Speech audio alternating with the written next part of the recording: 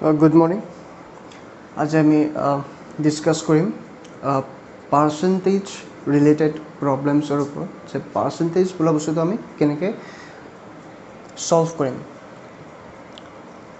যিকোনো এটা বস্তু সাপোজ 1% আছে, 1%ৰ অৰ্থ হৈছে 1/100।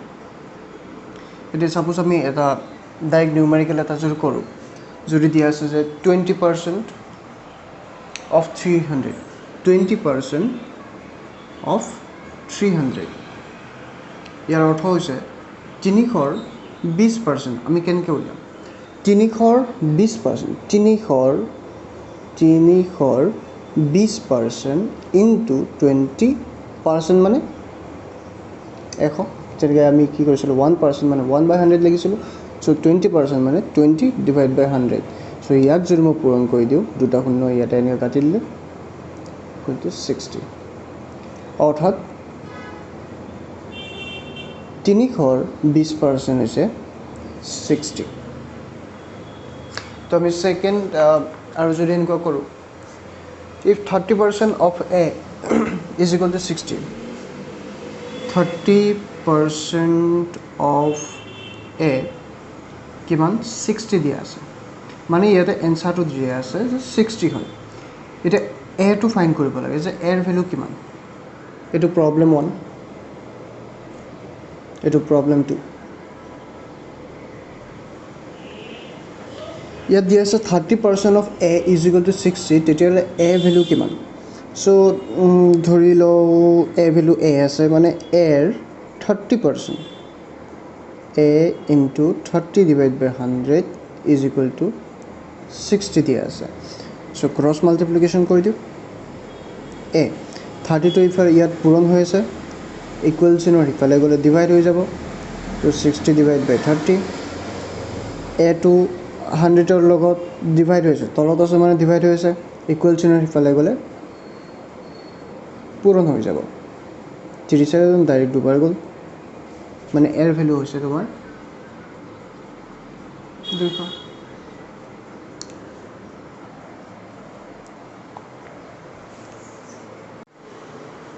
যেতিয়া আমি দোকানলৈ যাওঁ, দোকানত কেতিয়াবা লিখা থাকে যে 20% অফ, 30% অফ এনেকৈ লিখা থাকে। চ' তেতিয়া আমি চাপ'জ দোকানখনত গ'লোঁ, চ' দোকানখনত যোৱাৰ পিছত এটা প্ৰাইচ টেগ তাত লিখা আছে যে 6,000 টকাৰ এটা এযোৰ জোতা আছে, 6,000 টকা, আৰু ওচৰত লিখা আছে যে 30% অফ, মানে 30% কম দি আছে। তেতিয়াহ'লে প্ৰাইচ কিমান হ'ব 30% কাৰ 600ৰ। তো 600ৰ 30% প্ৰথমতে উলিয়াই লওঁ।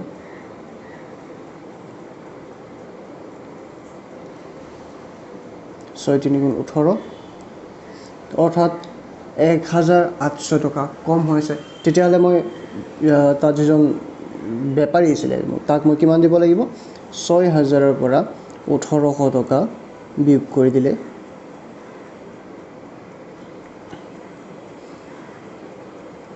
4,200 টকা তাক মই দিব লাগিব।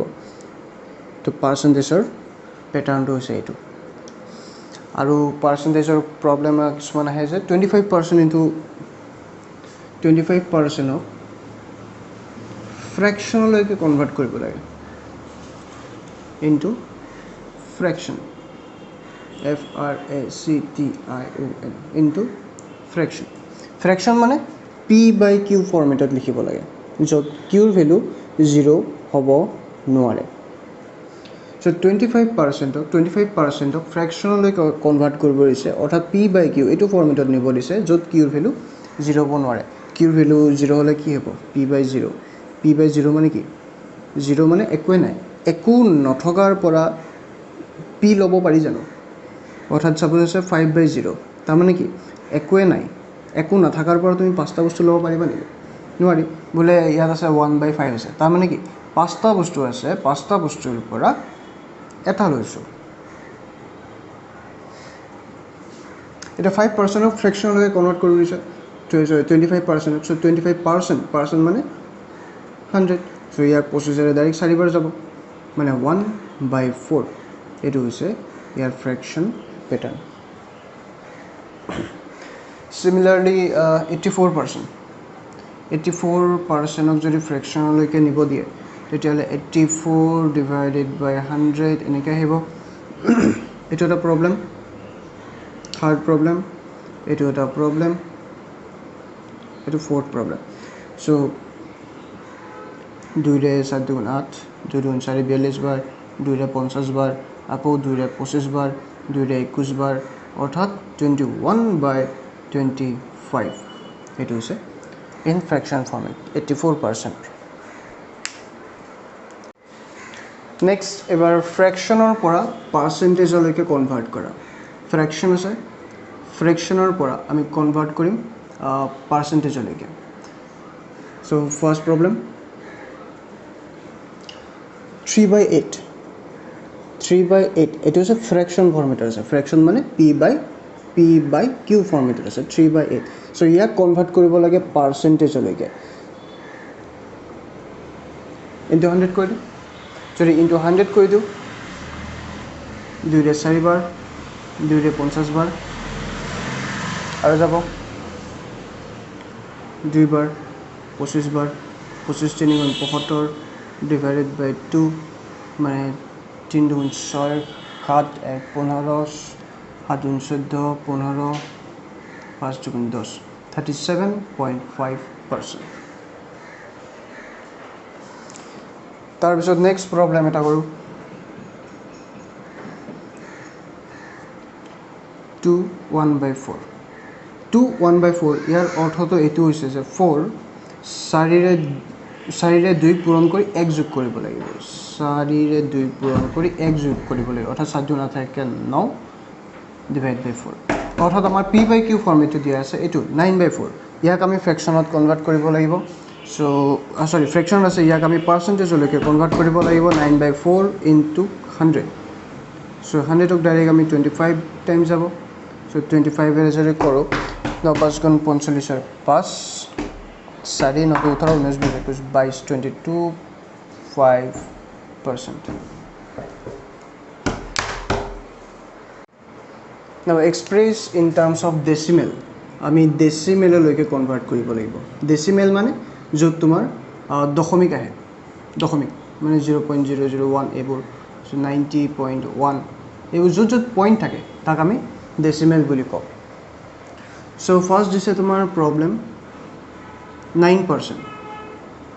9%ক আমি কনভাৰ্ট কৰিব লাগে ডেচিমেললৈকে চ' 9% মানে কিমান 9/100 চ' 9/100 মানে 0.009 হয় 0.09 তলত যিমানটা শূন্য থাকিব দশমিকৰ পিছফালে সিমানটাই ডিজিট থাকিব 0.09 18% আৰু এইটো ধৰি লওক 18% আছে 18% মানে 18 ডিভাইডেড বাই 100 এতিয়া তলত 100 আছে 100 কেইটা শূন্য আছে দুটা শূন্য আছে অৰ্থাৎ ইয়াত যিটো দশমিক হ'ব দশমিকৰ পিছফালে দুটা সংখ্যা থাকিব সেই দুটা বেলেগ একো নহয় 1 আৰু 8 থাকিব আৰু আগত 0.18 আৰু এটা লৈ লওঁ প্ৰব্লেম ছাপ'জ এবাৰ আছে 1%ক কনভাৰ্ট কৰিব লাগে চ' 1 ডিভাইডেড বাই 100 এতিয়া শূন্য কেইটা আছে দুটা আছে তেতিয়াহ'লে দশমিকৰ পিছত দুটা আহিব ইয়াত যদি আমি ডাইৰেক্ট 1 লিখি দিওঁ আৰু পিছফালে যদি 0 দি দিওঁ তেতিয়া কিমান হ'ব এইটো 10 হৈ যাব কিন্তু দশমিকৰ পিছফালে এনেকুৱা খেলি মেলি নহয় আমাক কি লাগে 1 লাগে ডেট মিনছ আমি ইয়াত পুট কৰিব লাগিব প্ৰথমতে 0 তাৰপিছত 1 আৰু আগত এটা 0.01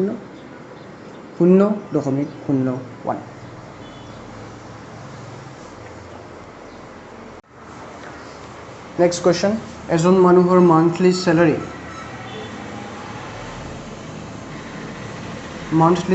দিয়া আছে 8,000 আৰু তাৰ ইনক্ৰিজ হ'ল তাৰ চেলাৰী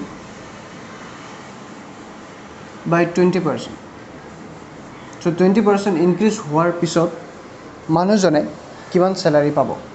চ' প্ৰথমতে 20% কাৰ 8,000ৰ 20% ইনক্ৰিজ হৈছে, মানে কিমানখিনি ইনক্ৰিজ হৈছে 8,000ৰ 20 ডিভাইডেড বাই 100, শূন্য দুটা শূন্য, 8 দুগুণ 16, দুটা শূন্য, অৰ্থাৎ তাৰ চেলাৰী 1,600 টকা ইনক্ৰিজ হৈছে। তেতিয়াহ'লে সি কিমান ৰিচিভ কৰিব, সি ৰিচিভ কৰিব 8,000 যোগ 1,600 টকা, অৰ্থাৎ দুটা শূন্য 6 8 9, 9,600 টকা ল'ৰাজনে ৰিচিভ কৰিব। নেক্সট কম্পিউটাৰৰ প্ৰাইচ দিয়া আছে। প্ৰাইচ অফ এ কম্পিউটাৰ 20,000 টকা, 20,000 টকা, আৰু দোকানখনত লিখা আছে অফাৰ দিয়া আছে তোমাৰ 25%, অফাৰ দিয়া আছে 25%। তেতিয়াহ'লে কাষ্টমাৰজনে কিমান টকা দিব দোকানখনত। চ' 25%, কাৰ 20,000ৰ 25%, 20,000ৰ 25%, 1 2 1 2, দুটা কাটিলে 25 দুগুণ 50, 1 2, মানে 5,000 টকা কমকৈ দিব, কাৰণ 20% অফ দিছিলে, অফাৰ দি আছিলে, মানে 5,000 টকা সি কমাই দিব। গতিকে সি পেইড কৰিব, কিমানখিনি টকা সি দিব 20,000 ডিভাইডেড বাই 5,000, অৰ্থাৎ 1,5,0,0,0, অৰ্থাৎ 15,000 টকা দোকানীজনক দিব লাগিব।